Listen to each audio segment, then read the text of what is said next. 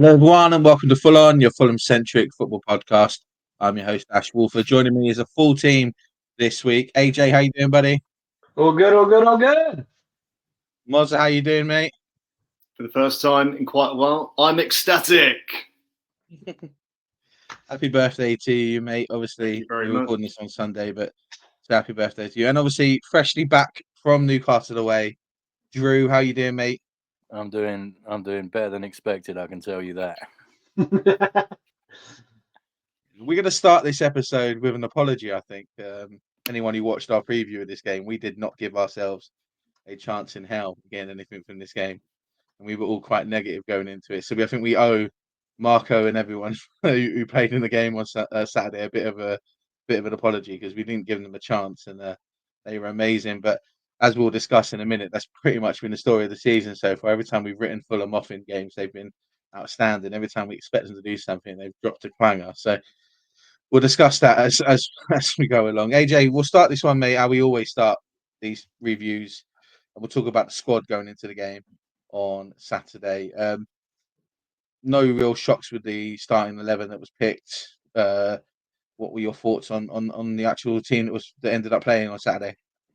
It was surprised to see ASR keep his position after, again, more lackluster performances. But outside of that, it was as expected and pleasantly surprising with how some of the lads performed going into the game. But we will talk about that more in a minute.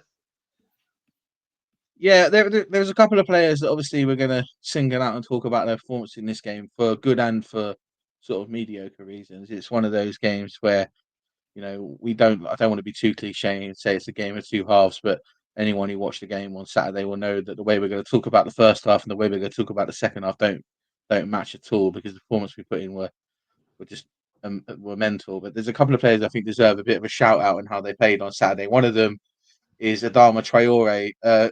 Drew, you were at the game, obviously. Adama looked really bright on Saturday. Even in the first half when we weren't doing so great, he looked like he was a bit of an outlet, and we had some options with him on the ball. What was he like at the game, Max? We know he could be a bit hit and miss, and we very rarely get two good games out of him in a row, but I thought he was really, really good on Saturday.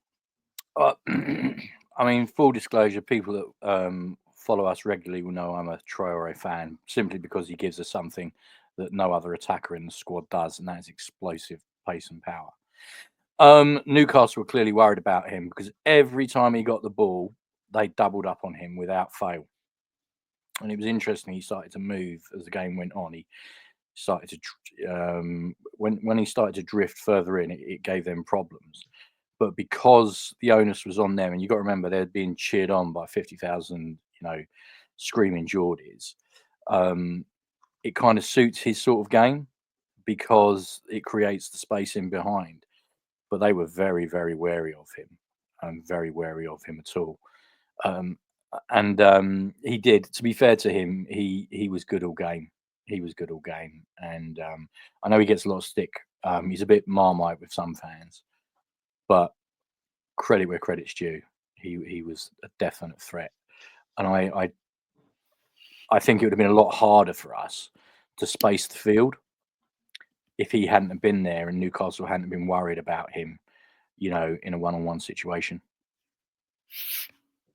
Yeah, I think that's a fair point. The other player that I wanted to point out was actually Timothy Castagna.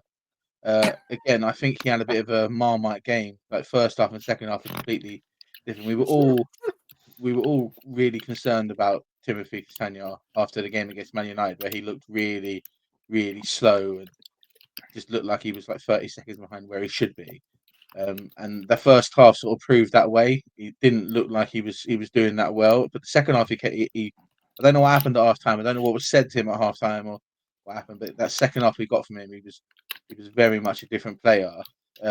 What Drew, like obviously because you were at the game or last year because you saw it, was it really as noticeable at the game that just how much absolutely came out in the second absolutely. Our viewers will all know that we communicate with each other a lot. We've got our own internal WhatsApp group, and when I was at the game, I was messaging you boys, and it was, I mean, the first message I sent you, Newcastle had a shot over after about 30 seconds. I'm saying to you, we're going to lose this. And we all know Gordon's a threat. Yeah. And Castagna was just completely out of his depth. Now, I do not know whether, and I don't want to sound like after showering Traore with praise, it was because there wasn't enough defensive cover. I mean, Castagna on an island v Gordon was a significant problem. And it was quite clear indeed the goal came down the left-hand side, our right-hand side, when Newcastle did score. It was the drop-off. I've seen Castagna up close because he obviously plays full-back and I sit on the halfway line at Johnny Haynes' stand, and he's always looked incredibly solid to me. But all of a sudden, he just seemed really old. You know, he's only 29. I just, it was just shocking. It was just shocking because, you know, he has put in some really good performances, but he was quite simply getting cooked in the first half. And it was noticeable because I fully appreciate Newcastle. They play to their strengths, and one of their strengths is Gordon. So they're always going to come down their own left-hand side. But, I mean, once they realised that Castagna had problems, they just kept running at him. So, yeah. Yeah, but I think the first half is sort of, it was the first half where there was a lot of missed opportunities, mainly by Newcastle, because we didn't have a single shot on target the whole first half. But, you know, they hit the bar once, they had a couple of chances where they put some decent crosses in, but just couldn't quite get on the end of it. And then there is a moment, obviously, where Gordon does break clear of Castagna, passes through, gets the ball across, which deflects off of the back of Bassey's leg, and they score from it. You know, and as frustrating as that is, you know, Jacob Murphy sort of takes his shot very well. Mozza, looking at the goal and then conceding, it's no shock that we went 1-0 down. It was probably on the run of play. It was completely deserved that Newcastle went 1-0 up. You know, and it's frustrating to concede, but how important was it that we managed to make it to half time without conceding again and sort of being able to get in and, you know, clear our heads and come back out in the second half like we then did? Yeah, extremely important. I thought we showed a lot of fight. If you discount the first sort of 10, 15 minutes of the game where it all looked a bit all over the shop, it was frustrating. But I felt like we didn't seem like we have done in recent performances where there wasn't a complete lack of a sense of urgency. However, I think you could say it for the rest of the game, including the second half, which I won't try and skip to just now, where it felt like it could have gone either way. I thought it would have been nice if we could have equalised before the end of the first half, but as it was, we didn't. The other thing I will say is I don't want to be negative about this whole performance, but I don't want to be overly positive and go, yeah, great, we got the 3 points that we weren't expecting away at St James's Park to a Newcastle side. Look, I love being wrong. I predicted we were going to lose 3-0 in our preview pod the other day. But what was I going to say? Sorry, I lost my train of thought now. But so much going. But I've remembered. I've remembered. So yeah, where we do message each other when these games are going on. I think even AJ, if I'm not mistaken, said we had 20 crosses in the first half that amounted to nothing. I can't remember how many shots on goal or off goal we had. But I remember messaging you guys going, I am sick to death of us just crossing the ball in. And I love Alex Iwobi, and I'm not saying he's the problem here.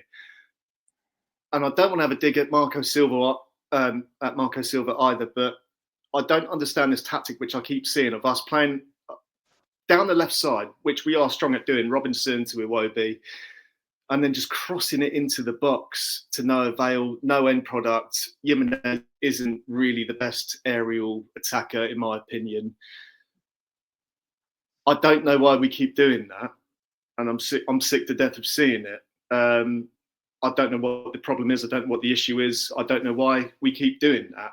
So, like I said, I don't want to be negative because we have won the game, but I think it needs to be addressed because, in my opinion, we've been lucky. We've been lucky. We'll talk about it a bit more. Newcastle missed some sitters. They hit the crossbar twice. Yeah, obviously, talking about Iwobi, AJ, the last sort of couple of games has been a bit off pace. I personally, I think it's down to him. Just looks like he's a bit tired, like he could use a break. We've been using him so much this season, probably more than he's been used by any team he's played for, even us last season. Do you agree with that, or do you think maybe he's just losing a bit of form, or is it just he just needs a break? 6 of one, half a dozen of the other. Could be overworked. Could be that he's purple patches running dry. Could be that he's just becoming very predictable and easy to read for teams that are slightly better at knowing how to manage him. Realistically, we all know exactly what he's going to do when he gets down to the byline, which is either look for the overlap from Robinson or cut into his right foot and play a deep cross. At some point, that becomes easy to deal with. Whether or not it's acknowledged as a threat by the opposition is another story, and whether or not he keeps getting away with it is another story entirely as well. But there could also be some burnout there. I think really he is much better when he's got the freedom to roam around the pitch a little bit more. But hopefully he gets a break in the upcoming match, and we'll go from there. Yeah, cool. Let's look at the upside. Obviously, let's start talking about the second half of this game. It's complete polar opposites to the first half.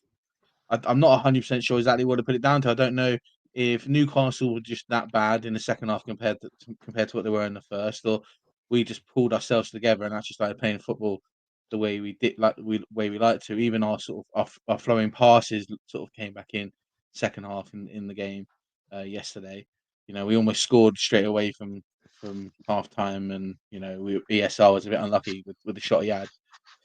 Drew, the performance in the second half, complete polar to the first. Obviously, you've already spoken about what it was like the first half, but from a fan's point of view of the game, what was it like second half? Because I could hear, as a fan base, Newcastle fans sort of quieted down second half. You could tell it weren't going their way, and Fulham fans were getting louder and louder because you can obviously sense that, we were sensing that we were getting on top of the game. But what was it actually like watching it? Well, I messaged you boys in the first half, and I said to you, I don't want to tempt fate, but we're making Newcastle look better than they actually are, because they rely very much on Isak, who is a quality player, and Gordon and the speed. I was there, but I can't explain it, because I thought going in at half time, only 1-0 down, we were quite lucky. And I didn't see the second half panning out the way it did. What was interesting, though, is Fulham put together more consistent passages of play, which put pressure on the Newcastle midfield. And it was interesting when the stats rolled around at the end of the game that we had actually more possession than them. Passing accuracy was the same, but we had more possession, and we got a stranglehold on the midfield, it seemed to me. And it was quite, for those who've never been to Newcastle, as an away fan, you're basically sitting in the gods. So you get a very it's a sort of an aerial view of the game, and you could see Fulham's passing patterns. But Newcastle, interestingly enough, they are quite a paper thin team. They rely heavily on their big players, and their big players are real big players. So like Bruno, Isak, Tonali, Livramento, and Gordon. Yeah, Botman was on the bench. And when they're not firing or they're substituted, it has a massive effect on them, and they don't really have the depth. But I think it seemed to me that Fulham actually started to play more possession football and keep the ball more, which took the sting out of the Newcastle fans because they weren't getting as many quick breaks. And Fulham were building more and more purposeful passages of play, which, hand on heart, I didn't see coming. Full credit to the team, full credit to Marco, because I didn't anticipate that. Not from the messages I've been sending you in the first half. So yeah, that's what it looked like. The midfield seemed to get more of a hold on it. And we were very good at getting the ball back as well. We're talking about getting the ball back. Obviously, that's how we scored the ball. Jimenez sort of jumps on a sort of lazy pass by Tonioli, who then sort of gets the ball out to Adama, who passes it across the pitch to Robertson, who puts it in, and then quite an easy finish for Jimenez on on the half volley. I thought the goalkeeper could have done a bit better than he actually did, but it was a great goal for us to score. It's great to be back in the game, obviously, and it's another one of these examples of Fulham this season where we're not the fastest team on the break, but some of the passes we put together when we're on the break are quite exquisite, and we have some really lovely sort of team bits of movement, and this is one of those. Mozza, the goal itself, it's great to be back in the game. It's great for whatever. It was a really nice, well-worked move, wasn't it? Yeah. I thought it was a great run of playing, and it seemed like Jimenez had been hunting all that time for it. I'm not trying to be negative, and I'll say the same about Traore. I love them both equally, and I think they've got great pace, and I think their work rate is excellent. However, when it does come to shots on goal and their final touch doesn't always seem to go the best way. But I think it was much needed for Jimenez to get that in. And also what I love so much about the goal, where I was just saying beforehand about I don't understand us crossing the ball in, hipping and hoping and it not going anywhere. It was nice to see the ball on the floor for the final bit. And and it going that way for me. So I was very pleased, and I hope Jimenez was pleased for that as well. I think he needed it, if anything, as a boost of confidence as well, as we all do, as Fulham fans, really.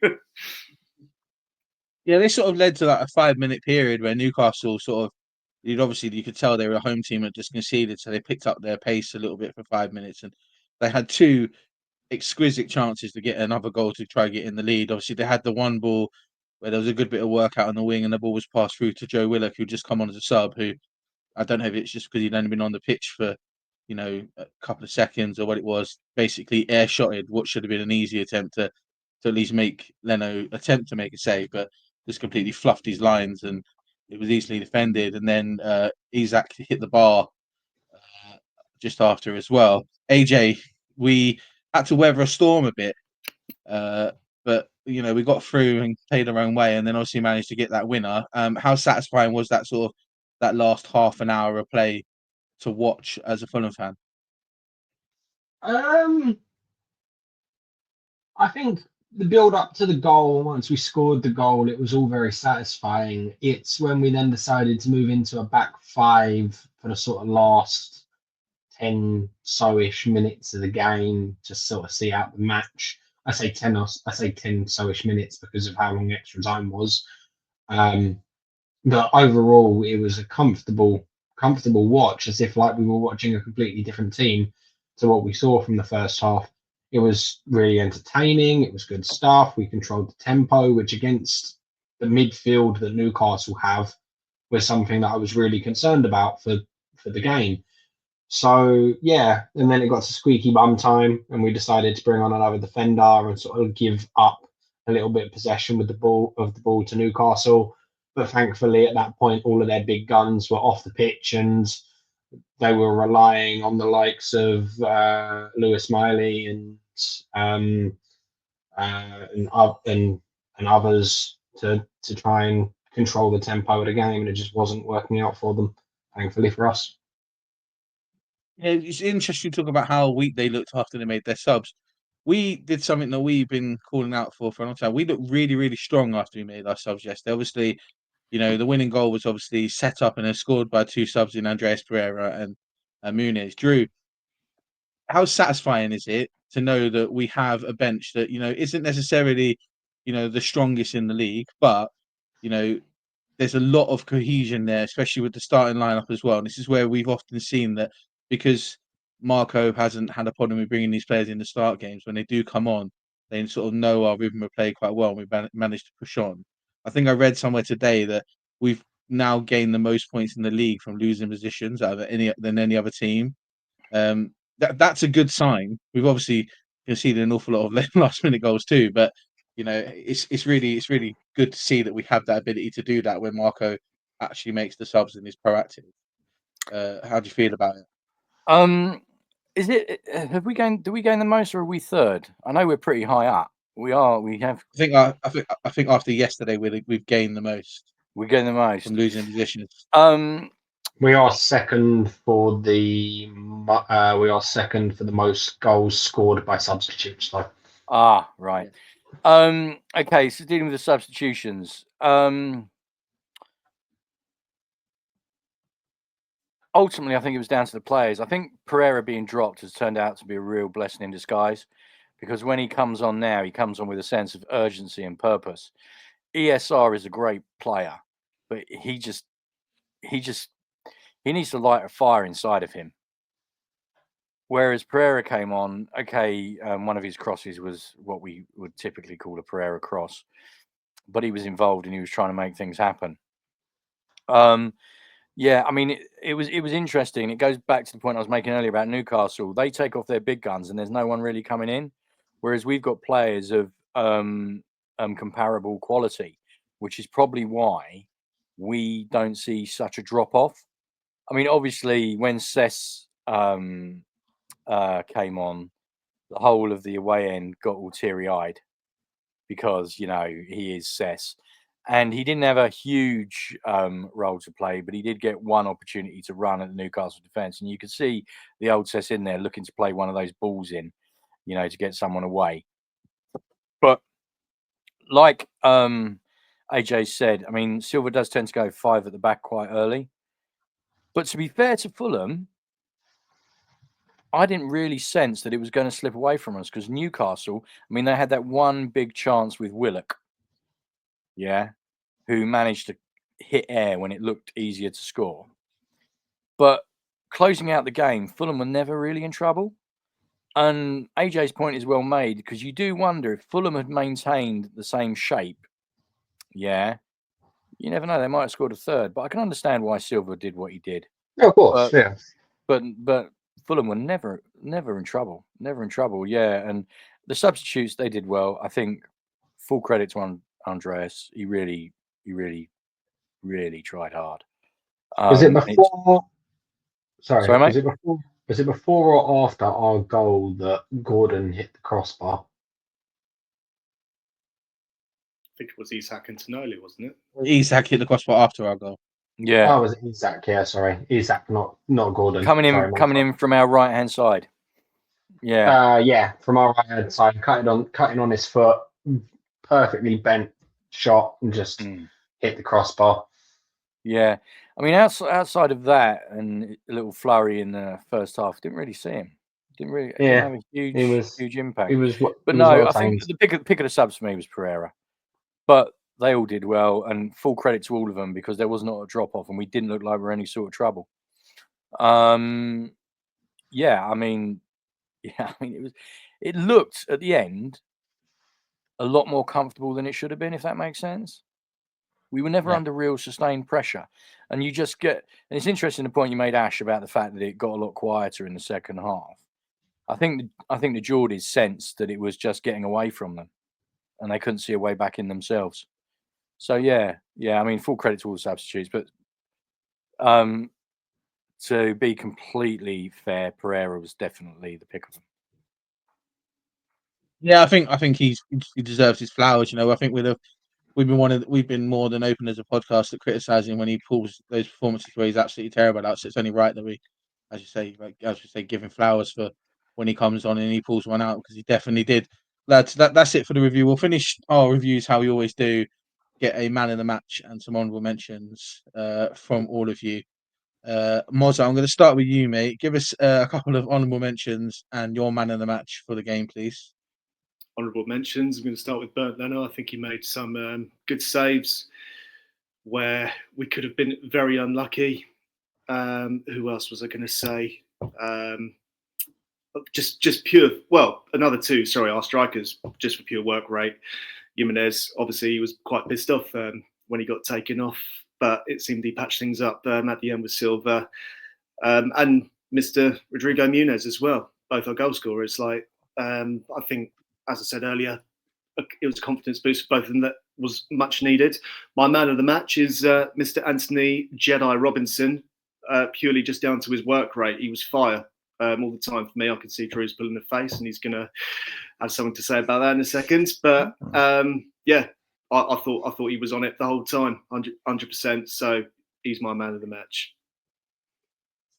And AJ, what about you, mate? Give us some honourable mentions and your man of the match for the game, please. I can't agree with Mozza on this one, unfortunately. I think that was a bit of a 5 out of 10 performance from our dear Anthony Robinson. Yes, he managed to get an assist, but it wasn't his most stellar appearance. But into mine, I've got to give him credit for Leno. That's spot on. I think Sander Berge was absolutely elite throughout the entirety of the game. Didn't put a foot wrong, and completely made Tonali and Bruno Guimaraes look completely ordinary. So credit to him. And Adama Traore is my man of the match. I think he was, despite looking like his usual headless chicken self when he's on the ball, off the ball, he had great work rate, worked hard, and attacked the defence really well. So, yeah, he's my man of the match. That's a fair shout, I think. Drew, what about you, mate? Someone will mention the man of the match. Honourable mentions. Well, I've already mentioned Pereira. I think got to give him some credit. Cess, because he's Cess and we love him and we want to see more of him. If you know, you know. Yeah, if you know, you know.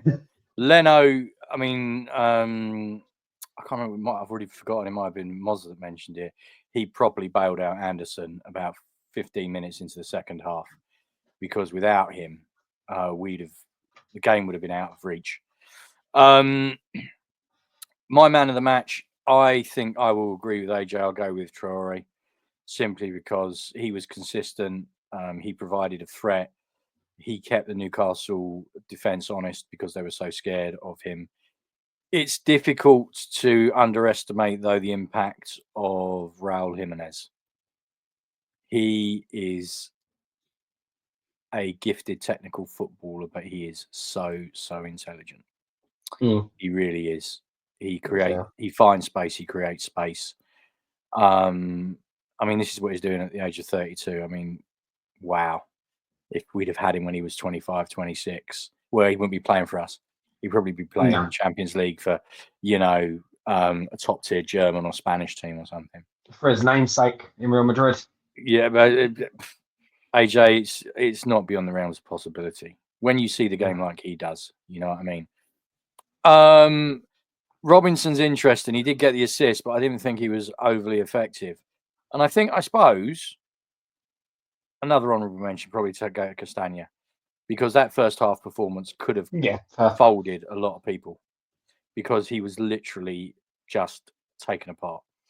But he hung in there, and he was part of the team that turned it around. So, Timmy, if you're watching, I respect your character. But yeah, I'm gonna side with AJ on this one. So I'll go Traore. Yeah, I think it's a fair shout. I think you pretty much mentioned everyone really in terms of honourable mentions. That's fine. No. I mean between the three of you, I think Traore deserves an honourable mention. I think that we are a bit worried about him. We made a comment in the previous show that he's like 1 in 4 with him in terms of games when he actually arrives, and he looks like his head and his feet are actually attached. And I think Saturday was one of those games where, he actually looked like he knew what he was doing. He looked like he was in control of what he was doing, and he made Newcastle, as you said, Drew, sort of double teaming quite a lot, which gave extra space for the other players in midfield, which helped us sort of move the ball up the pitch. So he deserves absolute credit for that. I think Bassi deserves a bit of credit too. I know everyone knows I'm a Bassi fanboy, so they'll say that I'll say whatever anyway. But he was a bit unlucky with the Newcastle goal in the sense of the deflection that came off of him, and then they scored from it. Some players would drop their heads from that, and he didn't. He just sort of kept playing, and I felt he dealt really well with Dan Burn in the air from when Newcastle were getting the ball in the box. And we all know that since Dan Burn's left Fulham, and he stopped becoming a giraffe that looked like he was ice skating, looked like he genuinely looks like he's a good footballer in the air. He did a really good job of that. But for me, Raul Jimenez would be my man of the match, because I really appreciate the work he does. That's not the traditional striking job. He's an awful lot of defending at the edge of our box, an awful lot of getting back. And yes, sometimes that's at the detriment of, being at the end to put a ball in the net. But as proved by our first goal on Saturday, that he started and finished that move. He sees an awful lot of the game that people don't. And you're right. If he was as good as he is now when he was younger, he's probably better now than even when he was at Wolves. Technically, it's just obviously age has caught up with him a little bit, and he's a superb footballer and he deserves it. But we'll go with that. Thanks so much for joining me for the match review, guys. Just a quick heads up for this week.